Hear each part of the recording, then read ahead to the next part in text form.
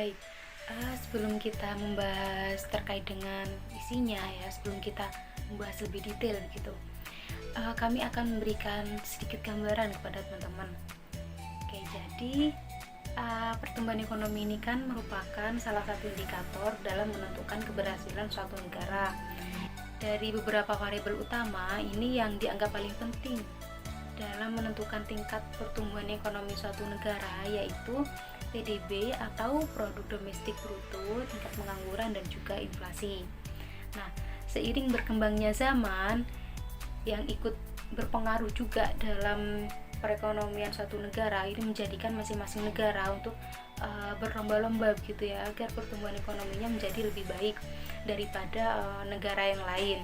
IMF atau International Monetary Fund ini mencatat produk domestik bruto atau PDB global ini mencapai 101,56 triliun US dollar per 2 November 2022.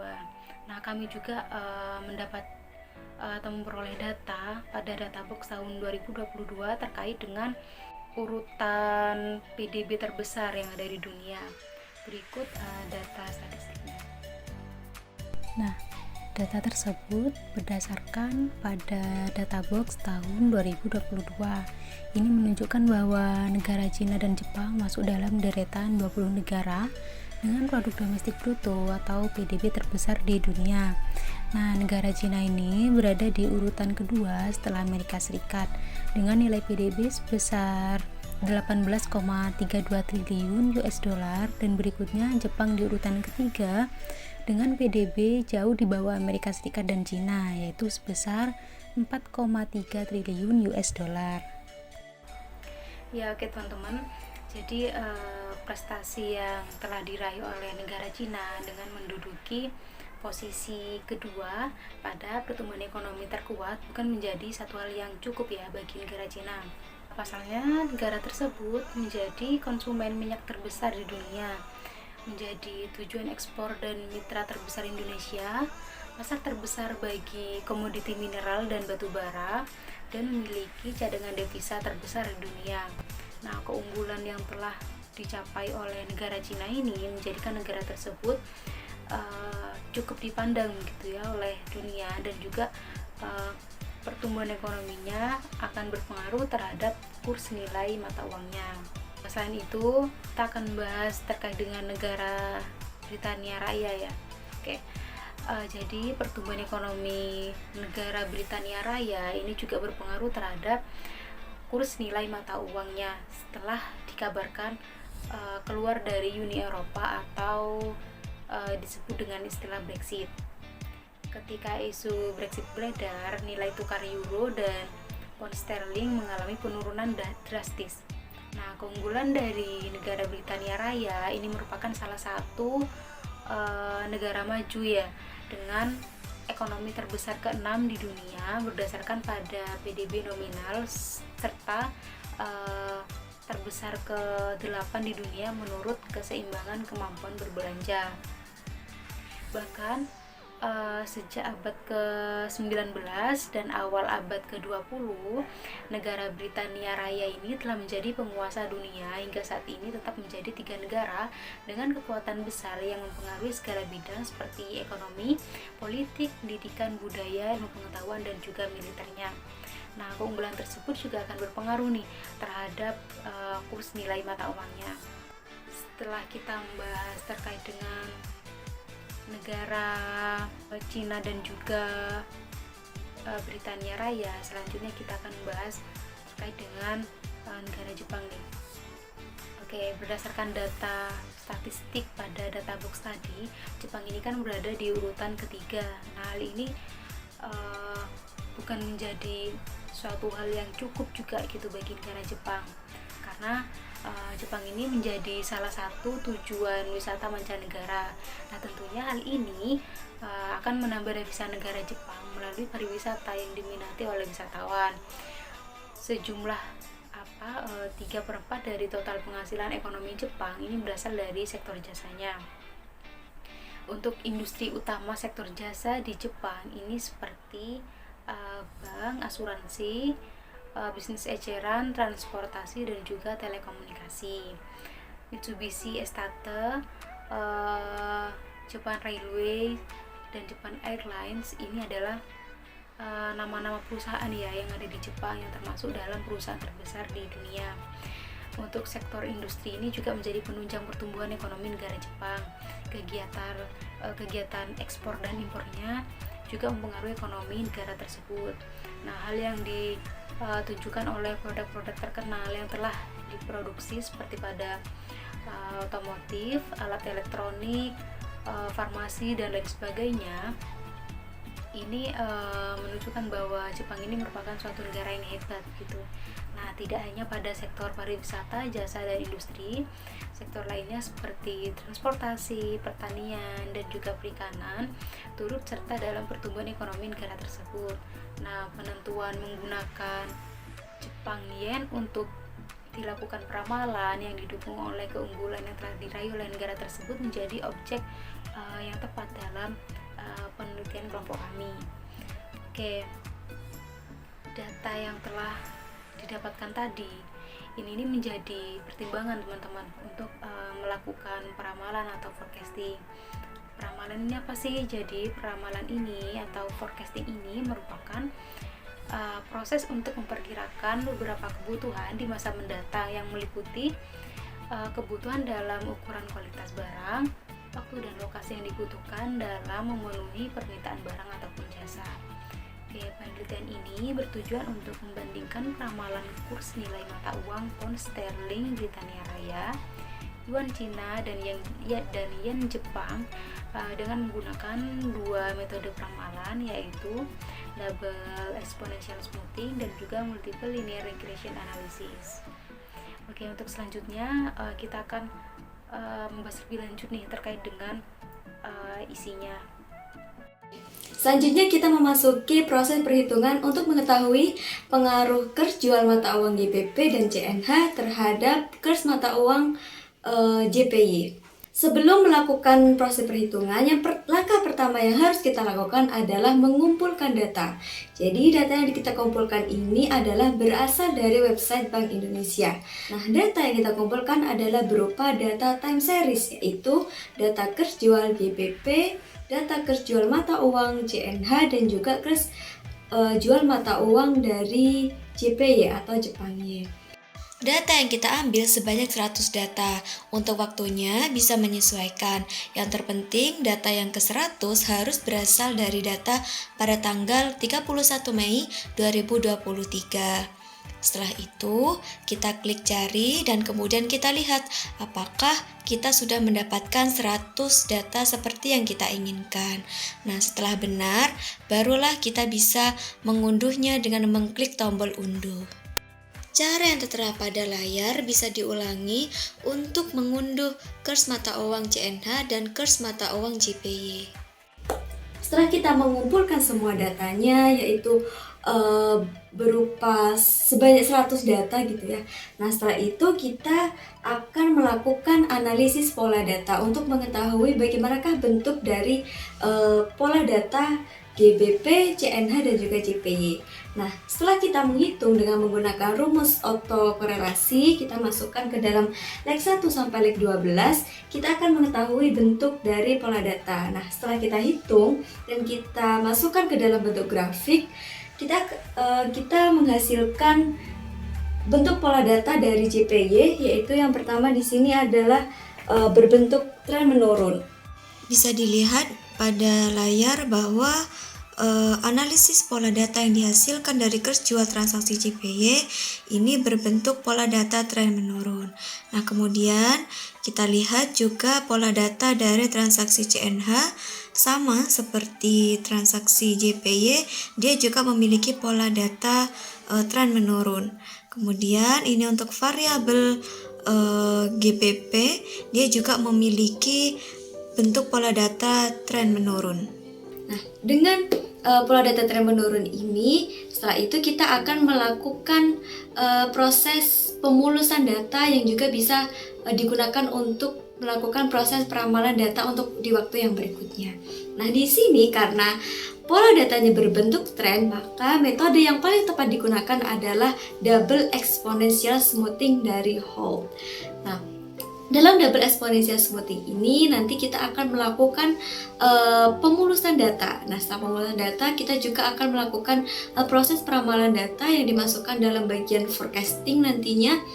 Nah, forecasting ini harus dicari dengan menggunakan rumus tren dan juga level. Nah, dalam level ini kita harus menggunakan nilai parameter. Nilai parameter yang digunakan ya ini ada dua. Ya, yang pertama yaitu alpha dan juga beta. Nah, untuk perhitungan dari double exponential smoothing adalah sebagai berikut. Langkah pertama yang kita lakukan adalah dengan menentukan nilai parameternya, yaitu alpha, 1 min alpha, beta, dan 1 min beta. Yang selanjutnya, yakni kita akan menentukan nilai level terlebih dahulu. Nilai level pertama berasal dari kurs jual nilai pada saat ini. Yang kedua, menentukan tren, yakni kurs jual saat ini dikurangi kurs jual sebelumnya. Kemudian, nilai levelnya. Nah, nilai level yang kedua ini berdasarkan rumus yang tertera pada layar. Nilai parameter alfa dan 1 min alfa di sini harus diabsolkan terlebih dahulu. Tujuannya supaya bisa diotomatisasi sebanyak 100 data ke bawah. Nah, kemudian kita mencari nilai tren pada bagian yang kedua. Rumusnya adalah seperti yang tertera pada layar. Di sini yang diabsolutkan adalah nilai parameter beta dan 1 min beta supaya bisa diotomatiskan untuk mencari data sampai 100 data ke bawah. Setelah kita menghitung nilai level dan tren ini, kita akan menggunakan keduanya untuk menghitung nilai forecast, yakni level ditambah dengan tren. Setelah itu, akan diotomatisasi sampai 100 data ke bawah. Nah, ini adalah grafik forecasting. Jadi nilai forecasting tersebut kita grafikkan sampai menghasilkan grafik yang horizontal seperti pada layar. Nah, dengan adanya grafik horizontal tersebut, kita dapat mengetahui bahwa seluruh data forecasting yang telah kita lakukan itu sudah dapat diterima dan dapat dilakukan dalam perhitungan dan analisis regresi linear berganda. Baik, jadi setelah data kurs jual itu sudah kita smoothing, kemudian kita akan melanjutkan langkah kedua, yaitu menganalisis regresi. Di mana karena kita memiliki dua jenis variabel independen dan satu variabel dependen, kita akan menggunakan metode analisis regresi linear berganda. Di mana data variabel independen kita yang pertama atau X1 itu adalah kurs jual dari GPP dan X2 adalah kurs jual dari CNH, sedangkan untuk variabel Y itu adalah kurs jual dari CPY. Jadi nanti data yang sudah di smoothing itu akan kita regresi menggunakan Microsoft Excel, di mana analisis regresi ini kita lakukan untuk menguji hipotesis.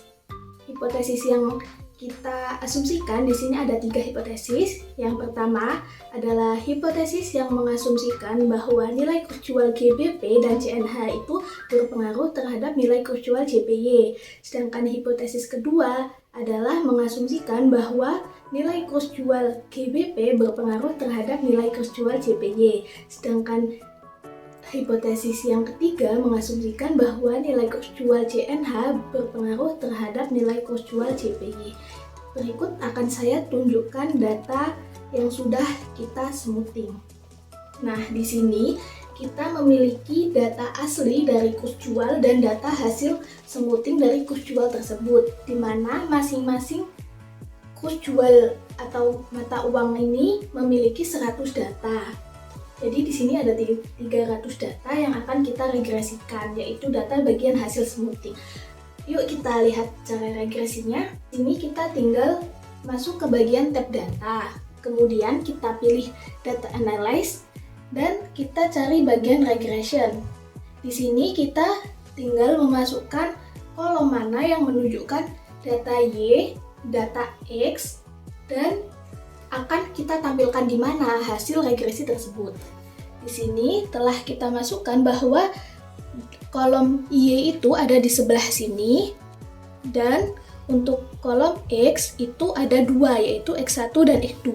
Kita blok semua, kita pilih semua, dan kita pilih juga centang bagian label karena kita tadi memasukkan label X1, X2, dan Y-nya. Dan kita juga pilih bagian untuk menampilkan hasil regresi tersebut. Dan kita pilih OK. Nanti hasil regresinya akan secara otomatis akan muncul di tempat yang kita pilih. Analisis yang pertama di sini ada uji koefisien determinasi yang mana menunjukkan bahwa nilai R kuadrat sebesar 0,8598 dapat diinterpretasikan bahwa kurs jual mata uang GBP dan CNH mempengaruhi kurs jual mata uang JPY sebesar 85,98%. Sedangkan sisanya sebesar 14,02% dipengaruhi oleh faktor lain yang tidak diteliti dalam penelitian ini. Selanjutnya adalah uji F yang digunakan untuk mengetahui hipotesis 1, di mana pengujian atas hubungan pengaruh nilai kurs jual mata uang GBP dan CNH terhadap nilai kurs jual mata uang JPY secara bersama-sama atau simultan adalah tidak berpengaruh signifikan. Pengaruh tidak signifikan dapat dikategorikan sebagai pengaruh yang kecil atau tidak berarti. Di sini ditunjukkan hasil dari model persamaan regresi, yaitu Y sama dengan min 4531,90 plus 0,173 dikali X1 ditambah 5,7533 kali X2 ditambah E. Sedangkan untuk hipotesis 2 dan 3 akan dijawab menggunakan uji T yang mana kesimpulannya dapat dilihat dan sudah tertera di layar. Nah, setelah kita menyimak penjelasan yang telah disampaikan oleh rekan saya tadi, maka kesimpulannya yaitu pada hasil peramalan menggunakan metode double exponential smoothing, data transaksi kurs jual GBP, kurs jual CNH, dan kurs jual JPY memiliki pola tren menurun. Parameter pemulusan yang didapat yaitu nilai parameter pemulusan GBP diperoleh dari nilai alfa sebesar 0,889 dan beta sebesar 0,111. Untuk nilai parameter pemulusan CNH diperoleh nilai alfa sebesar 0,765 dan beta sebesar 0,235. Untuk nilai parameter pemulusan JPY diperoleh nilai alfa sebesar 0,955 dan beta sebesar 0,045. Untuk analisis regresi berganda, kesimpulannya yaitu hasil penelitian tidak mendukung hipotesis 1 yang sebelumnya telah dijelaskan itu ya, yang menyatakan bahwa nilai kurs jual mata uang GBP dan CNH ini berpengaruh signifikan terhadap nilai kurs jual mata uang JPY. Artinya adanya kenaikan atau penurunan pada kurs jual GBP dan CNH yang belum tentu atau tidak akan mempengaruhi nilai kurs jual JPY. Untuk hasil penelitian mendukung hipotesis 2 yang menyatakan bahwa nilai kurs jual mata uang GBP berpengaruh signifikan terhadap nilai kurs jual mata uang JPY. Artinya, jika nilai kurs jual GBP ini mengalami kenaikan, maka nilai kurs jual JPY juga akan meningkat. Nah, untuk hasil penelitian ini tidak mendukung pada hipotesis 3 yang menyatakan bahwa nilai kurs jual mata uang CNH berpengaruh terhadap nilai kurs jual mata uang JPY. Artinya, ada atau tidaknya kenaikan nilai kurs jual CNH ini tidak akan mempengaruhi nilai kurs jual JPY. Dari kesimpulan yang tadi, kelompok kami memiliki beberapa saran nih buat teman-teman semua. Jadi dalam kurs nilai mata uang ini tuh akan berpengaruh gitu terhadap harga saham, seperti pada hasil penelitian sebelumnya yang menunjukkan bahwa nilai tukar ini berpengaruh terhadap harga saham. Oleh karena itu, negara Britania Raya dengan mata uang pound sterling, negara Cina dengan mata uang yuan, dan negara Jepang dengan mata uang yen ini sangat penting untuk menjaga pertumbuhan ekonominya agar tetap baik dan stabil.